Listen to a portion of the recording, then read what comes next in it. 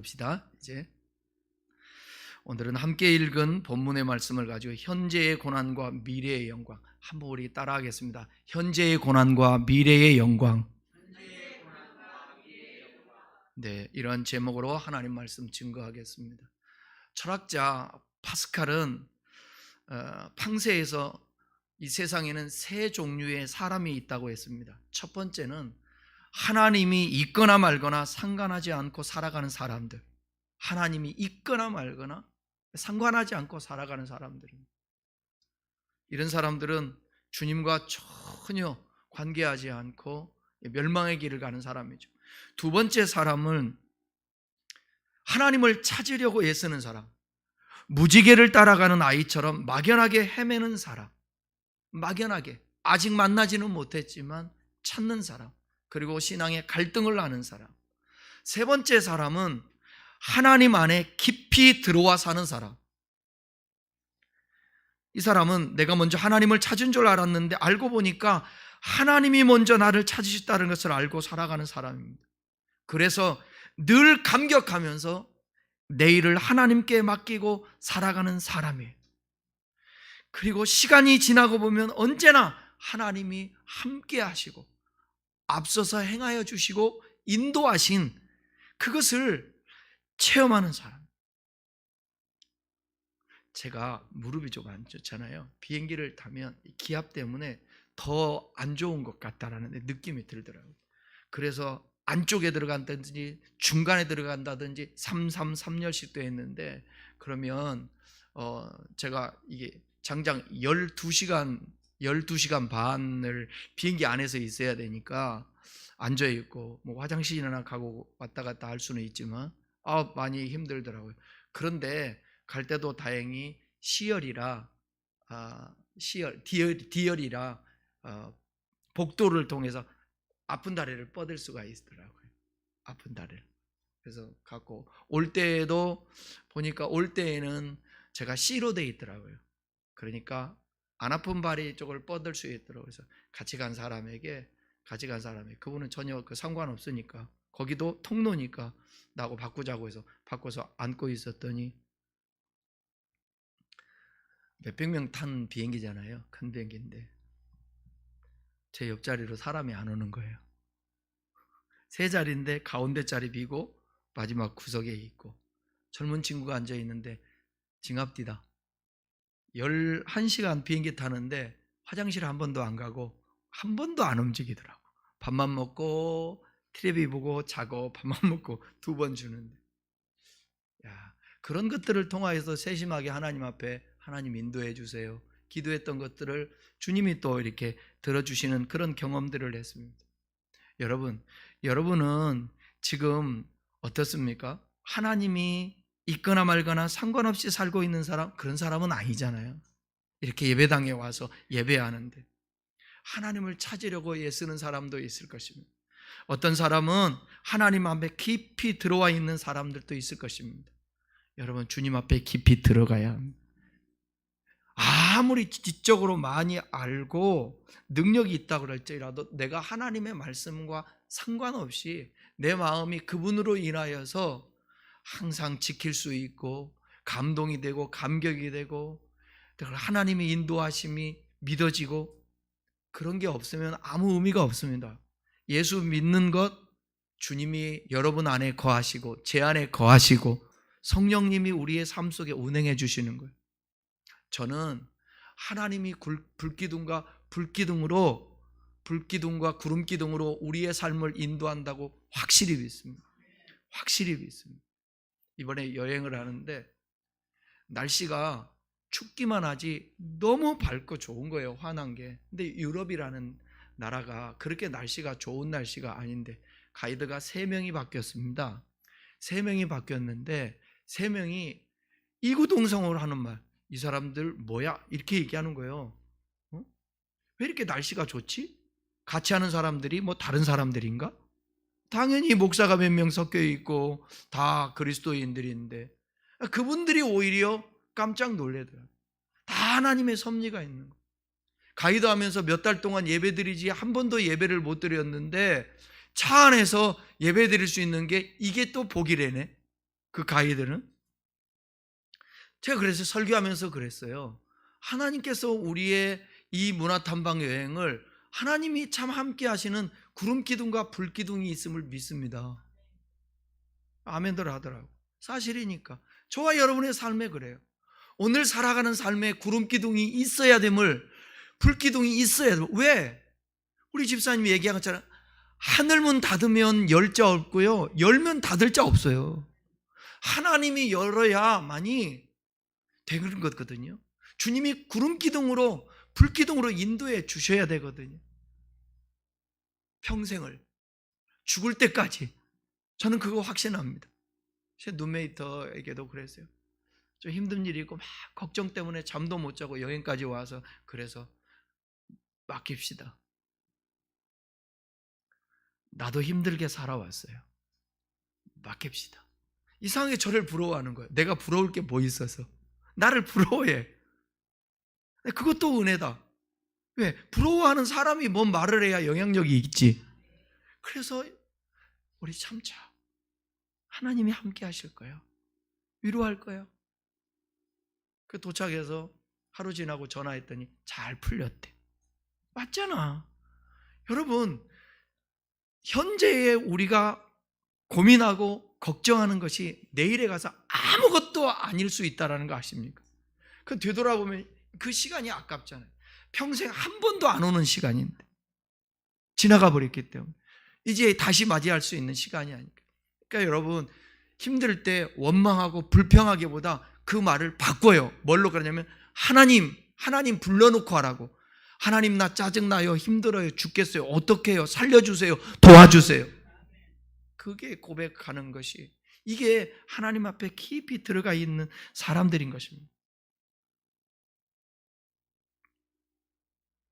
그래서 오늘이라는 현재에 어떤 일이 일어나도 일희일비하지 않으며 평정심을 갖고 살아가게 되는 것입니다. 그리고 미래의 영광을 위하여 어떠한 현재의 고난도 견뎌내거나 이겨내고 살아가는 사람, 이 사람이 하나님께 깊이 들어가 있는 사람입니다. 그러니까 파스칼은 팡세에서 이런 내용을 얘기하고 있는 것이에요. 오늘 성경 같이 한번 읽어보겠습니다. 로마서 8장 17절입니다. 읽습니다. 자녀이면 또한 상속자, 곧 하나님의 상속자요 그리스도와 함께한 상속자니 우리가 그와 함께 영광을 받기 위하여 고난도 함께 받아야 할 것이니라. 아멘. 여러분, 예수 그리스도를 영접하셨나요? 아멘. 그러면 여러분은 하나님의 자녀입니다. 죄와 허물로 거룩하신 하나님과 원수되었었는데 예수 그리스도로 말미암아 죄의 문제를 해결하고 하나님의 자녀가 되었다라는 거예요. 성경은 우리에게 확실히 말하고 있어요. 요한복음 1장 12절 13절 같이 읽어보겠습니다. 영접하는 자 곧 그 이름을 믿는 자들에게는 하나님의 자녀가 되는 권세를 주셨으니 이는 혈통으로나 육정으로나 사람의 뜻으로 나지 아니하고 오직 하나님께로부터 난 자들이니. 바울은 17절에서 하나님의 자녀는 곧 그리스도와 더불어 하나님의 상속자라고 말씀하고 있어요. 우리 예수 그리스도를 영접했기 때문에 이것은 하나님으로 난 거거든요. 그러니까 저와 여러분은 하나님의 자녀가 된 거예요. 이 자녀는 그리스도와 더불어 하나님의 상속자가 된다는 것입니다. 저는 말씀을 믿기 때문에 이 말씀 흥분되지 않습니다. 여러분, 유산으로 있잖아요. 몇십억, 몇백억 받는다고 생각해 보세요. 없나 봐. 없나 봐.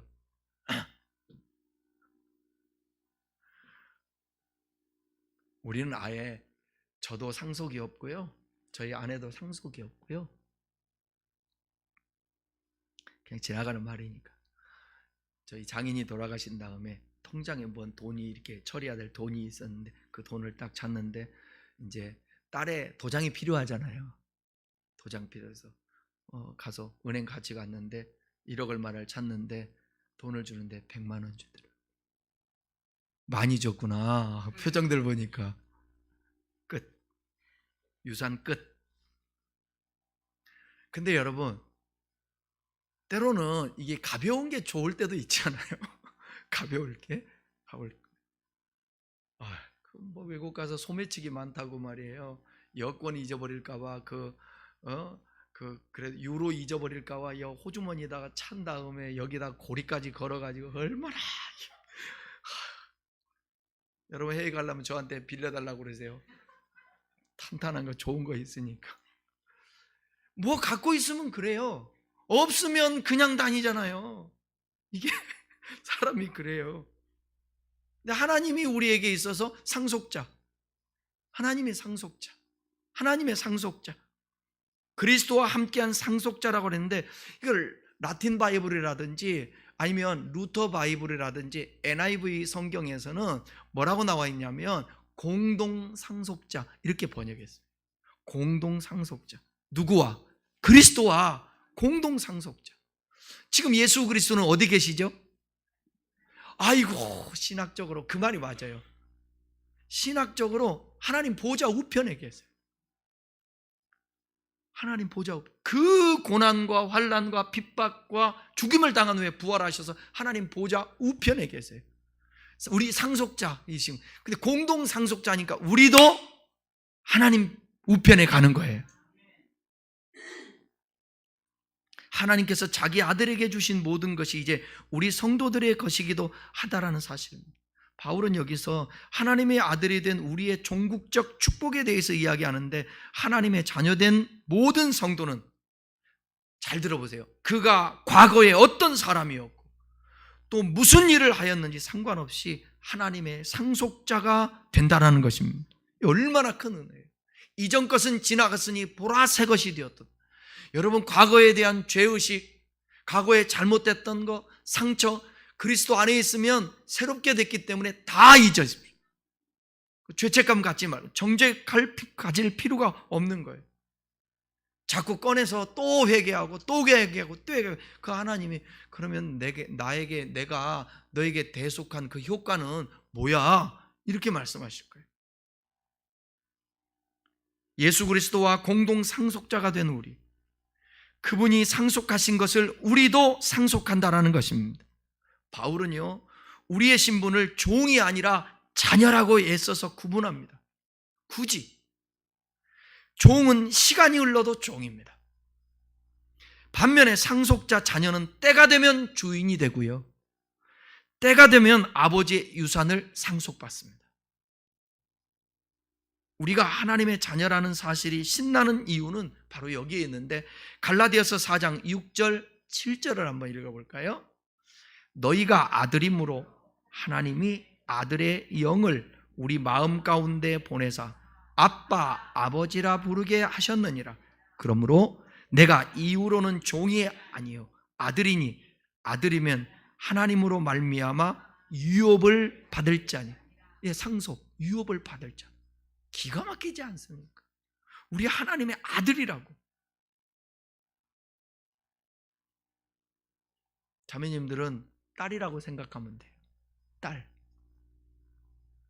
우리는 바울이 말한 하나님의 상속자란 증거를 무엇을 의미하는지, 하나님의 상속자라는 것이 무엇을 의미하는지 이해할 필요가 있습니다.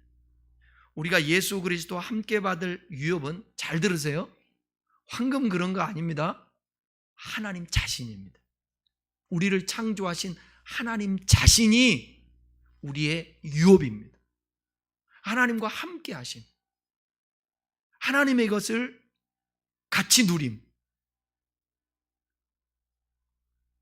창세기 15장 1절을 한번 읽어보세요. 이게 아브라함을 향한 하나님의 말씀입니다. 창세기 15장 1절. 이후에 여호와의 말씀이 환상 중에 아브라함에게 임하여 이르시되, 아브라함아 두려워하지 말라. 나는 네 방패요 너의 지극히 큰 상급이다. 하나님 자체가 방패 되시고 큰 상급이래요. 시편 73편 25절 26절을 다 같이 또박또박 읽겠습니다. 하늘에서는 주 위에 누가 내게 있으리요? 땅에서는 주밖에 내가 사모할 일이 없나이다. 내 육체와 마음은 쇠약하나 하나님은 내 마음의 반석이요 영원한 분기시다. 분깃이라는 게 뭐예요?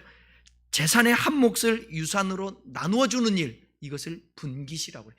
그러니까 하나님이 우리의 분깃이죠. 하나님 자신이. 하나님 자신.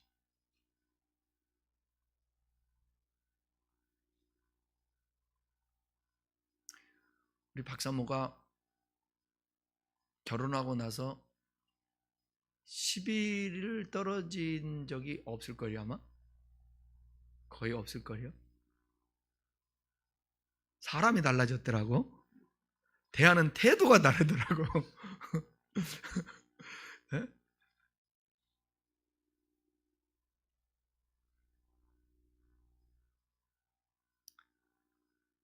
제가 가지고 있는, 내가 없으면 뭐가 있습니까?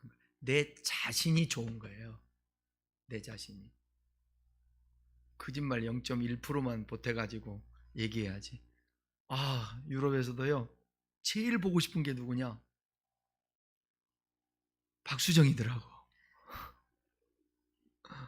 그 다음에 아들이고.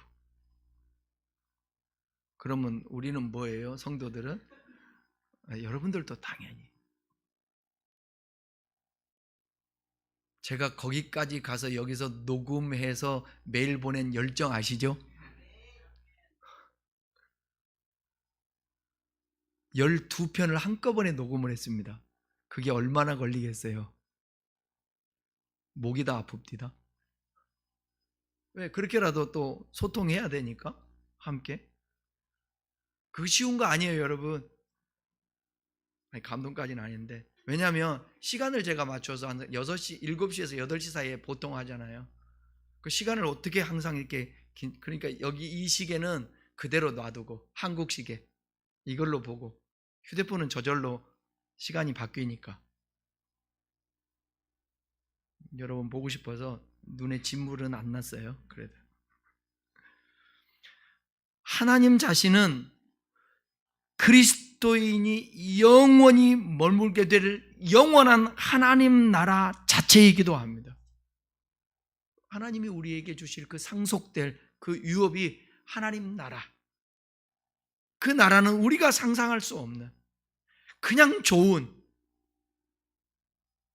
밖에 추운 데 나갔다가 따뜻한 데 들어오기만 해도 너무 좋은 그 순간.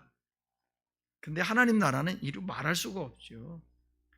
육신에 속하여 썩어질 것을 추구하는 사람들은 그 하나님 나라를 유업으로 받을 수가 없습니다. 자녀만이 받을 수 있습니다. 그 자녀는 예수를 영접하는 자가 자녀가 된다고 그랬잖아요.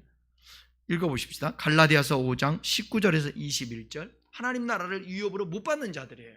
자, 육체의 일은 분명하니 곧 음행과 더러운 것과 호색과 우상숭배와 주술과 원수 맺는 것과 분쟁과 시기와 분냄과 당짓는 것과 분열함과 이단과 투기와 술취함과 방탕함과 또 그와 같은 것들이라. 전에 너희에게 경계한 것 같이 경계하노니 이런 일을 하는 자들은 하나님의 나라를 위협으로 받지 못할 것이요. 또 고린도전서 15장 50절. 형제들아, 내가 이것을 말하노니 혈과 육은 하나님의 나라를 이어받을 수 없고 또한 썩는 것은 썩지 아니하는 것을 위협으로 받지 못한. 이 혈과 육으로는 하나님 나라를 위협으로 받을 수 없어요. 그 혈과 육으로 벌하는 음란과 방탕과 사욕과 악한 정욕과 우상과 이 모든 것들은, 거기에 취해 있는 사람들은 하나님 나라를 기업으로 받을 수 없어요. 그러니까 지금 현재 살아가는 우리의 삶에 때로는 세상과 싸워야 되는 고난도 있고, 여러 가지 신앙 때문에 겪는 핍박도 있고 어려움도 있고 절제해야 되고 포기해야 되고 해야 될 것들이 있어요. 근데 이런 것들을 참아내고 이 육신의 삶들을 잘 이겨내고 지혜롭게 대처해 나가는 그런 하나님의 자녀로서의 삶을 살 때 하나님 나라가 주어진다는 것입니다. 이러한 유업의 상속은 현재에도 이미 약속되어 있지만 장차 미래에 성취될 것입니다. 그래서 우리는 소망이 있는 거예요. 여러분, 부모님이 물려주신 유산이 없어도 괜찮습니다. 하나님 나라 우리에게 유산으로 주어졌기 때문에 그렇습니다. 하나님 바로 우리의 유산입니다. 지금은 그 영광의 유산을 상속받기 위해서 필요하다면 고난도 감수해야 한다는 것입니다. 우리 성도와 하나님 유업의 공동 상속자인 예수 그리스도는 부활 승천 후 영광을 받기 전에 순환의 길과 십자가의 치욕과 고통을 겪어야 했었습니다. 그러니까 여러분, 십자가 없이 영광이 없어요. 히브리서 12장 2절 한번 보겠습니다. 믿음의 주요 또 온전케 하시는 이 예수를 바라보자. 그는 그 앞에 있는 기쁨을 위하여 십자가를 참으사 부끄러움을 개의치 아니하시더니 하나님 보좌 우편에 앉으셨느니라. 십자가를 참았다라는, 그 고통을 참았다라는, 자기에게 주어진 그 길을 묵묵히 감으로 참고 감으로 말미암아서 하나님 보좌 우편에 앉으셨다라는 거예요. 사람들은 고난을 해소하고요, 고난을 피하고요, 없게 하기 위하여 교회 나오고 예수 믿기를 원하는데, 성경은 예수님을 따르려거든 자기를 부인하고 십자가를 지고 따르라고 말하고 있습니다. 이것 때문에 오늘날 우리의 신앙인들이 참 힘들고 갈등하는 거예요. 교회 복 받으러 왔는데, 교회 문제 해결하러 왔는데 오히려 교회 오니까 고난을 받아야 된다. 그래서 여러분, 당연히 예수 믿으면 하나님 복도 주시고 우리 육신의 삶을 풍성하게도 해주시죠. 그런데 감수해야 된다는 거예요. 뭘? 육신의 옷을 입고 우리가 살아갈 때에 이 세상은 악하고요, 그리고 하나님의 그 거룩함과 반대되는 길로 가기 때문에 우리가 그 세상 가운데 세상과 같이 똑같은 사고와 추구하는 것을 가지고 살아내면 하나님과 반하게 된다는 거죠. 그러면 뭐냐? 육신대로 살면 반드시 죽으려니와 죽는 거예요. 영생과 상관이 없게 되는 것입니다. 그래서 여러분, 영혼이 잘됨 같이 그 다음에 범사가 잘되고 강건한 거예요. 여러분의 영혼을 위해서 하나님과 더 친밀하게 하고 하늘의 소망을 두고 이 땅의 것을 조금은 참을 줄도 알고 견뎌낼 줄도 알고 그래야 된다라는 사실입니다. 사람들은 자기의 욕망을 채우기 위해 창조주 되시는 하나님을 섬기려 하지만 하나님께서는 먼저 하나님을 섬기고 보이지 않는 영적인 것과 하나님 나라를 추구하며 소망하라고 말합니다. 자기 욕망을 채우기 위해서 나를 믿지 말라. 나를 바로 섬겨라. 영적인 것과 하나님 나라를 추구하기 위해서 소망하며 살아라. 그렇게 살려면 여러분, 고난이 올 수 있다는 거예요. 이번 종교주의 문화 탐방을 하면서 느낀 점은 뭐냐?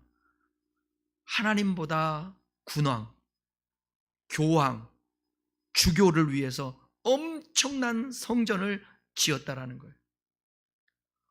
헝가리에 가니까 세계에서 두 번째 정도 되는 성 이슈트반 성당이라는 곳이 있더라고요.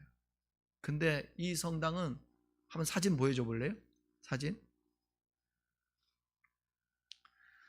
제가 찍은 것도 있는데 제가 찍은 것은 아직 다운받아서 처리하지 못해서 저거는 이미지 제가 검색을 해서 했는데 저거요.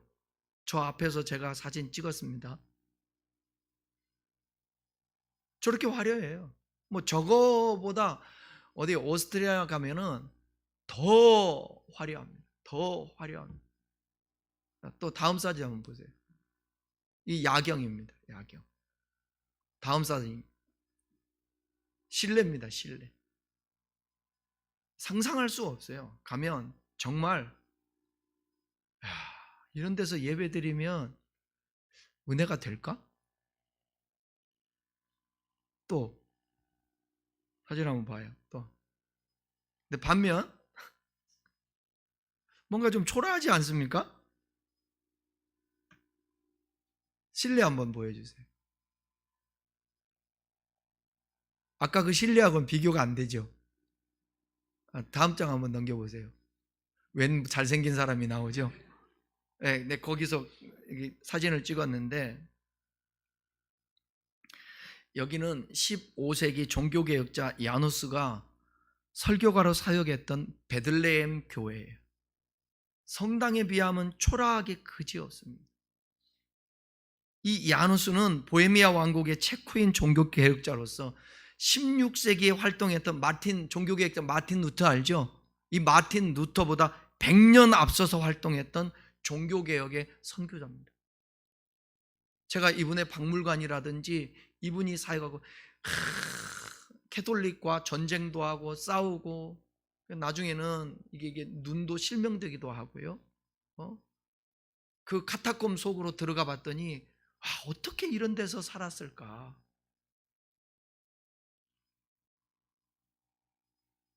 그 당시 가톨릭 교회의 문제와 부패를 비판하면서 이에 대한 대안으로 성경적 절대적 권위를 강조했어요. 그 당시의 권위는 뭐냐? 왕이요, 교황이요, 주교였으니까. 그래서 그들이 하라면 다 하는 거예요. 서로가 경쟁하면서 성당을 크게 짓습니다. 화려하게 짓습니다. 야누스는 콘스탄트 공회에서 이단으로 찍혀서 나중에 화형을 당합니다. 그 화형 사진 한번 볼까요? 네, 이건 제가 직접 거기서 찍은 것입니다. 그림으로 그려놨던 거예요. 장작불 피워놓고요, 그 위에다 올려놓고 화형을 시킵니다. 근데 모자에 뭐가 쓰여져 있죠? 모자. 그 모자에게 쓰여져 있는데 모자 뭐냐? 저 사람은 악마의 소리를 한다, 이렇게 써놨어요. 그리고 길거리 데려가면서 핍박을 하고 나중에 화형을 당합니다.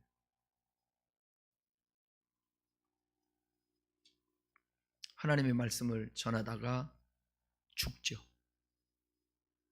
자, 마태복음 5장 10절 12절 한번 보십시다. 의를 위하여 박해를 받은 자는 복이 있나니 천국이 그들의 것입니다. 나로 말미암아 너희를 욕하고 박해하고 거짓으로 너희를 거슬려 모든 악한 말을 할 때에는 너희에게 복이 있나니 기뻐하고 즐거워하라.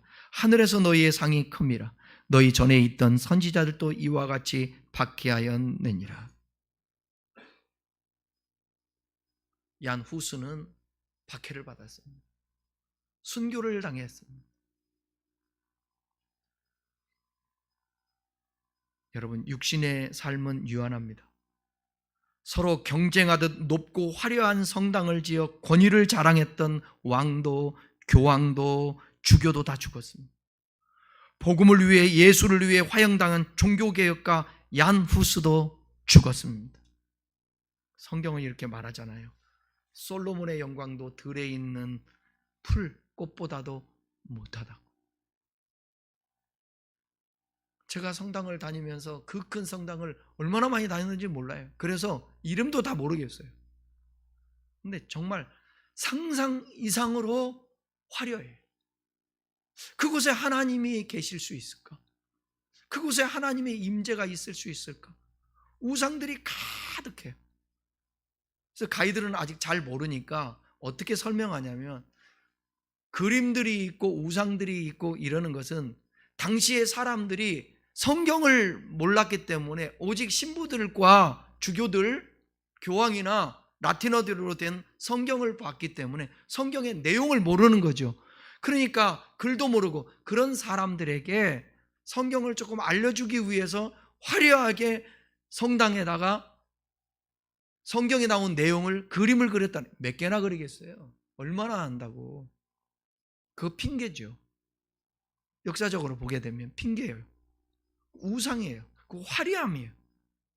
그것으로 뭐냐? 그 당시의 교권, 경쟁을 하는 거예요.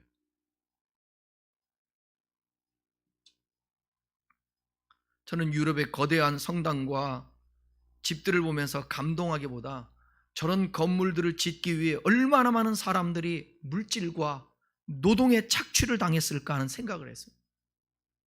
성당의 천정이 여러분 높이가요 90m입니다. 90m. 땅에서 90m면 어마어마하지 않습니까? 그 90m 얼마나 많은 사람들이 기둥을 세우고 할 때에 죽었을까? 실제로 성당을 짓다가 중앙에 돔이 무너져 내리기도 했습니다. 90m 되는 그 높이를 지탱하려면 그 기둥이랑 그 어떻게 다 했겠어요? 요즘 같지도 않는데. 주님은 헐라고 한 성전을 예나 지금이나 경쟁하듯 크게 짓고 있으니 얼마나 하나님께서 탄식하겠습니까? 여러분, 겉사람은 후패하지만 속은 날로 새롭다고. 겉에 있는 눈에 보이는 모든 것들은 다 후패해집니다. 그러나 속은 새롭습니다.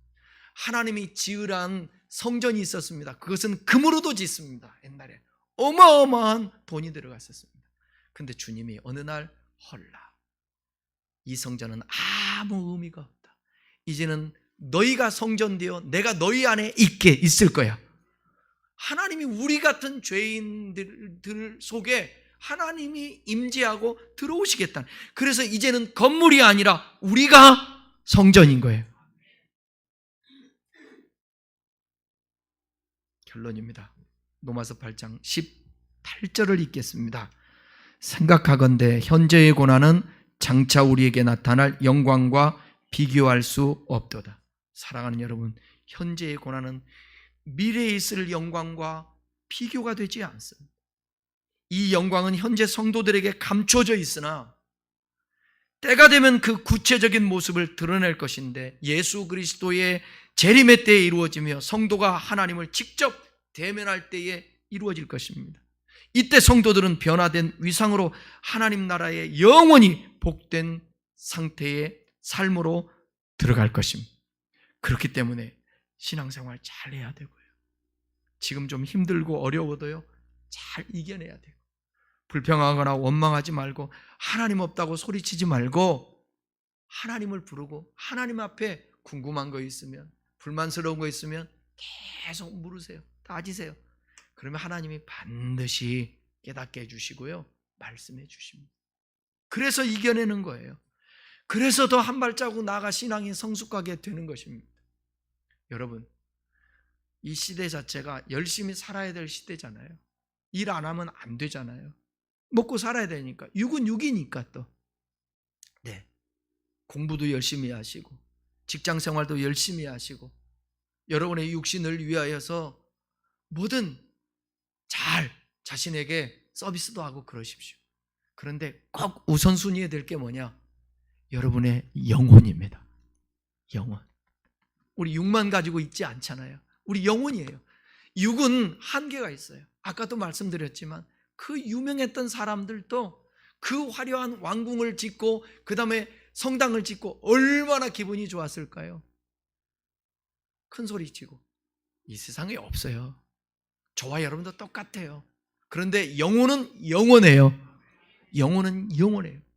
얀 후스도 어쩌면 주님 우편에 계시면서 기뻐하고 즐거워하지 않을까요?